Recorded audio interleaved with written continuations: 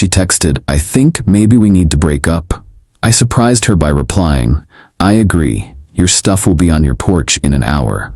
Her follow-up text was a scrambled panic of, "Wait, I was joking." But I wasn't. I, 31 male, was sitting at my desk reviewing quarterly reports when the text came through. Madison, 28, had been playing these games for months, but this was the finale she didn't see coming. "Been thinking. I think maybe we need to break up. This isn't working anymore." Stared at it for maybe 30 seconds. Not shocked, not hurt, just relieved. She'd been pulling this manipulation tactic every few weeks, usually after not getting her way about something. Last time was because I couldn't take a day off work for her friend's random Wednesday pool party. But this time I was done playing. "Me, I agree. Your stuff will be on the porch in an hour." The typing bubbles appeared immediately, disappeared, appeared again, then a flood. "Wait, what? I was joking." "Babe, I was just upset. Call me.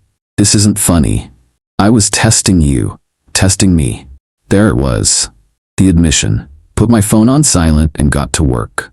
Not the quarterly reports, the packing. 2 years of her gradually moving in without ever officially living here. Time to reverse that process. Started with the bathroom. Her 17 different shampoos. Why? Face masks? That expensive straightener she had to have.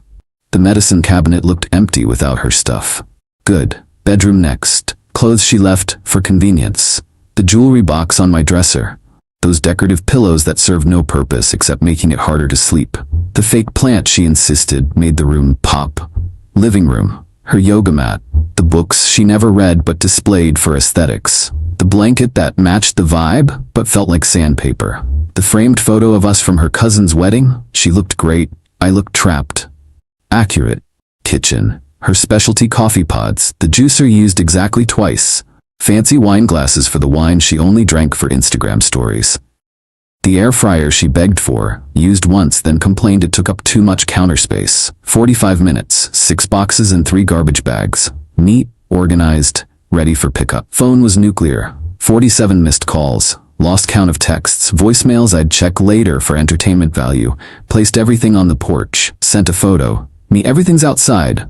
Please collect within 2 hours or it goes to the curb for donation pickup." "You can't do this." "I pay rent." She didn't. She'd chip in for groceries occasionally. By occasionally, I mean twice in 6 months. "I'm coming over. We're talking about this." "You're overreacting. It was a joke." Joke, right? Like when she jokingly threatened to burn my vintage band tees because I went to my brother's bachelor party instead of her work thing. Or when she jokingly posted on Facebook that she was single after I couldn't afford the Tiffany bracelet she wanted. Hilarious. 20 minutes later, her car screeched into my driveway. She was out before it fully stopped, mascara already running. "Madison." Banging on door. "Open up. This is insane." Through the doorbell camera. "Your stuff's on the porch. Please take it and go." "I'm not leaving until we talk." "Then I'll call the police for trespassing. Your choice." She grabbed the first box and threw it at my door. Class act. Then sat on my porch steps and called reinforcements. Speakerphone because of course. Her mom. "Sweetie, what's happening?" "Mom, he's throwing me out. Over a text." Her mom. "What did the text say?" Madison. Pause. "I maybe suggested we break up, but I was kidding." Even through the phone, the silence was deafening. Her mom. "Madison Grace, you didn't. It was a test. To see if he'd fight for me." Her mom. Heavy sigh. "Come home, we'll talk." Plot twist, her mom was on my side. Love that for me.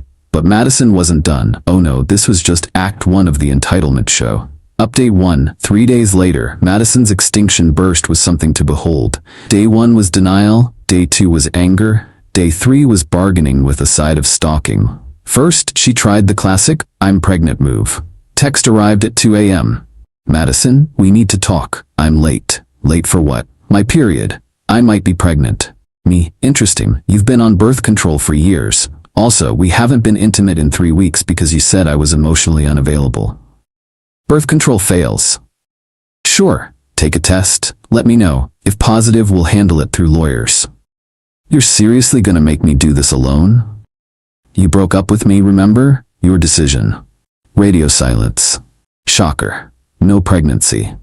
Then came the social media assault. Posted a crying selfie with, when you give someone 2 years of your life and they throw you out like trash over a misunderstanding. Her friends swarmed the comments. Men are trash. You deserve better, queen. His loss, babe. But some mutual friends knew the real story. My buddy Carlos commented, didn't you break up with him though? Madison deleted the post within an hour. Next, she tried the possession game. Claimed I had things of hers I didn't return. Her grandmother's ring never existed. A laptop charger, it was mine. Sentimental items, be specific or shut up. Money I owed her, for what? Sent one text, everything you left here was on the porch. You threw a box at my door, then left with it all. I have doorbell footage. Stop. Then she escalated to workplace drama. Yeah, she went there, called my office pretending to be from my doctor's office about urgent test results. Receptionist put her through to my cell, recognized her voice immediately. Me, impersonating medical staff is illegal, Madison. I needed to talk to you. This is harassment. Next contact goes through lawyers. You can't threaten me. I know your secrets. What secrets? That you? Your browser history?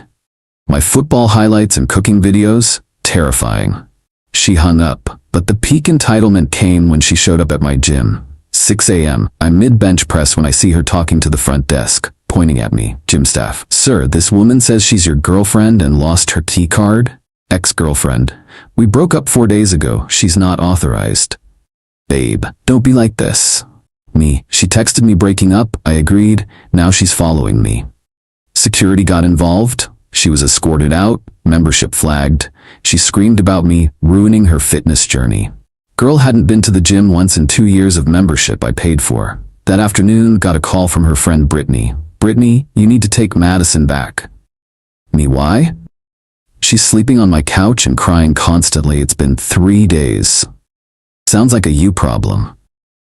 She made a mistake. Everyone tests their relationships.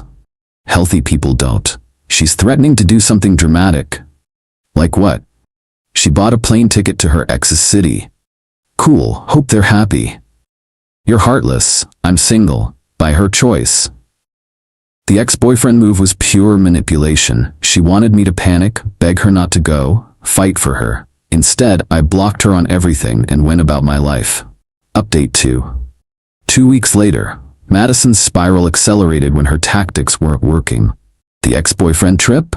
Total fabrication. She actually went to her aunt's house 2 towns over and posted photos pretending to be in another state. Her cousin DM'd me the truth because even her family was tired of the drama, but she wasn't done. Oh no. She hired a life coach, her friend who took an online course, to help her manifest me back. This coach, Serena, actually contacted me on LinkedIn. Serena, hi, I'm working with someone from your past to clear negative energy blocks. Would you be open to a healing conversation about forgiveness? No. Closure is important for both parties. Spiritual growth. I'm closed. Spiritually and literally. Blocked. Then Madison tried the mutual friends approach. Started showing up at every group event, acting surprised to see me there. Game night at Carlos's place. Oh, I didn't know you'd be here. Carlos literally texted her not to come because I'd confirmed. Trivia night at our usual bar. What a coincidence. Posted about going on her Instagram story. Beach volleyball Saturday. The universe keeps bringing us together. I left. Not dealing with that energy during my me time. Each time she'd corner someone to talk about our misunderstanding and how I overreacted to a joke. People started avoiding her. Carlos told me she spent an entire party following different people, retelling the story, getting more dramatic each time. Version 1, I made a joke and he threw me out. Version 5, I was expressing feelings and he made me homeless. Version 10, he planned this. He wanted me gone. It was probably another woman. There was no other woman. Unless you count my Xbox, which was getting more attention now that I had peace. The restraining order threat became real when she started showing up at my work. Not inside, she'd learned that lesson, but outside, sitting in her car, waiting for lunch break, holding a sign that said, "Let's talk." Security noticed, HR got involved, they offered to call police. I said next time. Next time was the next day. Sign now said, "You can't ignore love." Police were called. She got a warning.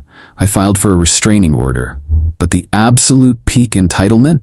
She sent her new boyfriend to talk to me. Yeah, she found some guy named Trent on a dating app, convinced him I was the villain, and sent him to man up and confront me. This poor dude shows up at my door, puffing his chest. Trent, you Madison's ex? Me, yep. You threw her out over nothing? She broke up with me. I agreed. She didn't like that. Trent, she said you were abusive. She say anything about the restraining order? The what? Showed him the paperwork, the police reports, the doorbell footage of her throwing boxes, the screenshots of her admitting it was a test. Trent stood there, processing. Then bro, I'm sorry. I had no idea. She said you were stalking her. Run, Trent. Run fast. Already am. Thanks for the heads up. He left. Madison called me screaming within 10 minutes. Didn't answer, but the voicemail was chef's kiss. Apparently I ruined her chance at happiness and poisoned Trent against her. Final update. 1 month later. The restraining order was granted. Madison had to stay 500 feet away from me, my home, and my workplace. The judge read through the evidence, texts, doorbell footage, police reports, witness statements from my gym and office, and actually said, ma'am, you broke up with him. He accepted. Everything else is harassment. Madison tried to argue it was a miscommunication, and I knew she was joking. Judge asked why someone would joke about breaking up. Her answer? To see if he really loved me. Judge, that's manipulation, not communication. Order granted. But even that didn't stop her immediately. She tried working around it, sent letters through mutual friends, returned unopened, had her mom call me, blocked, created fake social media accounts, reported. Showed up at places right when I was leaving, technically 500 feet. The last straw was when she applied to work at my company. Different department, but same building. HR flagged it immediately due to the restraining order. She threatened to sue for discrimination. Their legal team shut that down quick. Through the grapevine, I heard the aftermath, lost most of her friend group when the full story came out.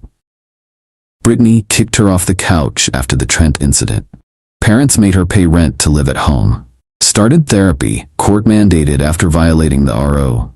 Lost her job, unrelated to me. She no-showed after the court date. The last direct contact attempt was a letter from her therapist. An actual therapist request to help with her closure process. My lawyer responded that any therapeutic closure needs to happen without my involvement and within the bounds of the restraining order. 6 months later, life is peaceful. Dated casually, nothing serious. Focused on work, got promoted. Gym gains without drama. Replaced all her decorative nonsense with things I actually like. My place looks like an adult lives here, not a Pinterest board. Ran into her mom at a grocery store last week. Awkward, but civil. Her mom, I'm sorry about everything, Nolan. Madison's working on herself. Me, hope it goes well for her. Her mom, she knows she messed up. The testing thing, I never taught her that. Me, it's done now, moving forward. Her mom, you're a good man. She had a good thing. Me, had, past tense, take care. And that's it. She tested our relationship by threatening to end it. I called her bluff by agreeing. She expected me to fight, beg, prove my love through some grand gesture. Instead, I packed her stuff and moved on. The lesson? When someone threatens to leave to manipulate you, let them. If they wanted to stay, they wouldn't threaten to go. And if it's a test, it's already failed. My only regret? Not doing it sooner. Those decorative pillows really were uncomfortable as hell. Oh, and Madison? Last I heard, she's dating some guy who loves playing those relationship games. They test each other constantly. Break up every other week.